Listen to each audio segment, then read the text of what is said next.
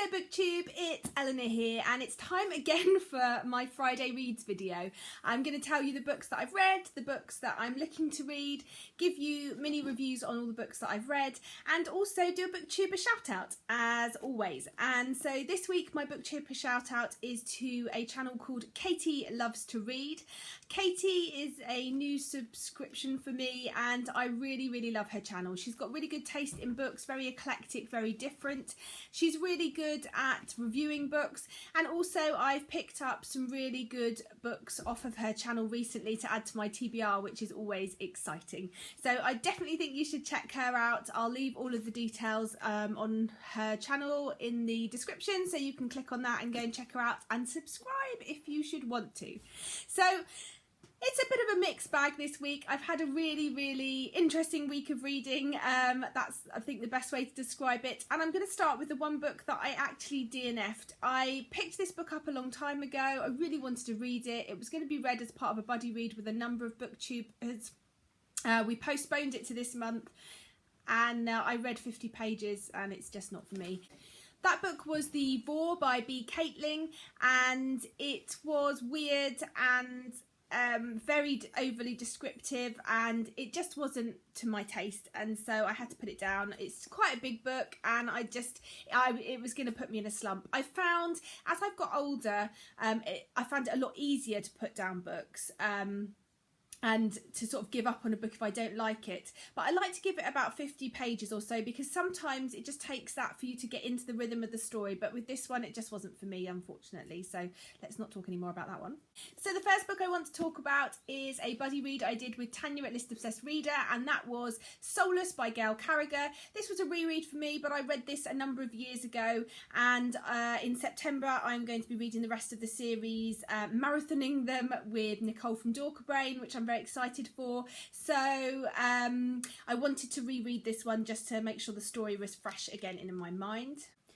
This book is just fun and fast-paced, and it's very reminiscent for me of books that I read when I was in my 20s. This was the type of book that I was reading in my 20s. If you didn't know, I'm now in my early 30s. I like to say early 30s. Yeah, I'm not mid-30s yet, early 30s. It's very reminiscent of those books that I read, sort of paranormal, very fast, very fun, very action-packed, and I really enjoyed rereading this. If you didn't know already, this book is about Alexia, and she has no soul, and because of that, if she touches a vampire or a werewolf, which are just commonplace in this society, they are unable to do anything to her. So if you're a vampire and you touch her, you lose your fangs and they won't come out. If you're a werewolf, you change back from your werewolf form into your human form. So it is very difficult for the supernatural creatures to sort of get one up on her. And yeah, it's all about her and her relationship with Lord Macon, who is the sort of lead werewolf in London, and it's about a murder investigation, which we learn about in the first chapter, so it's not a spoiler. A vampire is killed, and it's about sort of that vampire. There's some mysterious circumstances about him and about why he was at this particular place, and I won't spoil it, but the book is just a mystery of uncovering that, but also a very interesting and fun romance between two of the characters, which I really enjoyed. And I really enjoyed that we're sort of jumping into the story. Although it's the first book in the series, it's clear from the book that Alexia and Lord Macon have known each other for a number of years, and so I feel like you jump into sort of the middle of a friendship that they formed, and the banter is sort of been going on a while, and you're just sort of peering in at that, and I really enjoyed that, so I can't wait to read the rest in the series of this. I gave this one 4 stars. The next book I picked up on the recommendation of Caitlin, whose channel is Kitty G. I am fast becoming someone that will just pick up any book that Caitlin loves, because she's not steered me wrong yet, and she really enjoyed this trilogy, and so I picked up the first one a while ago, Stormdancer by J. Christoph, and I got the second from the library, and so I wanted to make sure that I read this as soon as possible so I can read the library one before it needs to go back, and I was not disappointed. For me, this is one of those books, like I was talking about with the DNF books, it took me 50 pages to get into this. The first 50 pages I was thinking, oh no, this isn't going to be for me. But once I got into it, I really enjoyed it. I especially liked the relationship between Yukiko, who is our main protagonist, and Baru, who is the griffin of the story, and I just loved the world building in this. It's a fantasy steampunk adult novel, I believe. It's based in the Shima Imperium, which is a place that has fallen on hard times because of lotuses. The lotus flower has helped to boost the economy and helped boost trade for this particular place, but it also causes problems. Certain parts of the lotus are used in a drug, which is causing people to become addicted. Other parts are used to power the ship, but it's totally ruining the environment and killing everything, and is causing massive desolation to farming areas, and it's become a major problem. But the Shogun doesn't want to do anything about it. He wants to make as much money as he can, and there are people that are fighting to feed themselves, and this sort of is a backstory, or becomes more prominent, but is part of the story. The main character Yukiko is part of her father is a hunter for the Shogun, and he is sent off to find this fabled griffin they don't think exists anymore, and the story really takes off from there. It's a really great start to a trilogy, and I can't wait to read the rest, and I gave this 4 stars. Unfortunately, the next book was a bit of a dud.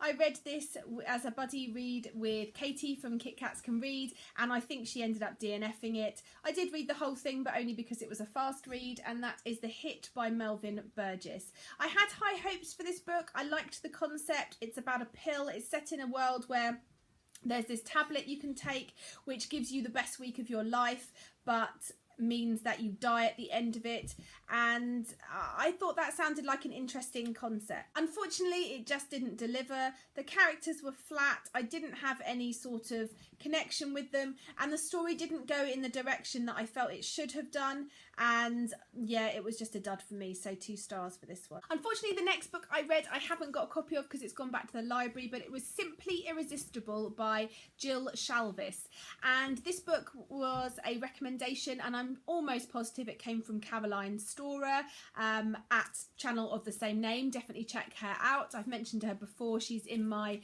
playlist of Booktuber Shoutouts. I really love her channel, and she reads some really good new adult and romance books, and I definitely recommend checking her out if you want to try some of that. I really loved this book. It was the perfect marriage of sort of steaminess and romance, and it was set in a small town where everyone knew each other, and that brought its own dynamics. There was great side plots, great sisterly sort of bonding. It was just a really good story.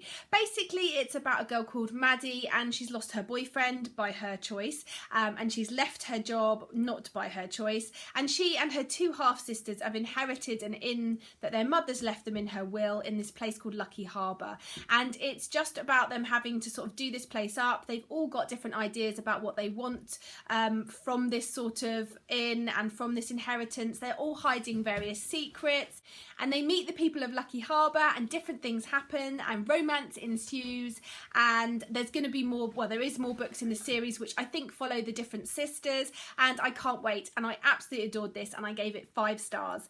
5 stars all the way. It was a perfect romance for me. A really, really great book, and I'm really pleased that I ended up picking it up. The next book I also got from the library, and I have unfortunately taken back, and it was a real impulse pickup.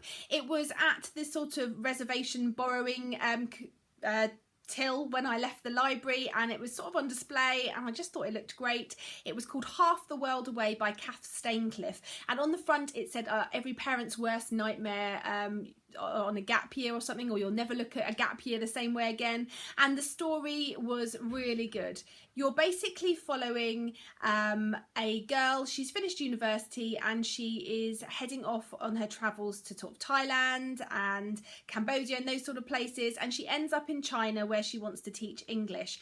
And we're following the mother's story, so it's the mother's perspective, who's at home. She's receiving emails and texts, and the daughter is doing a blog, and then all of a sudden it all stops.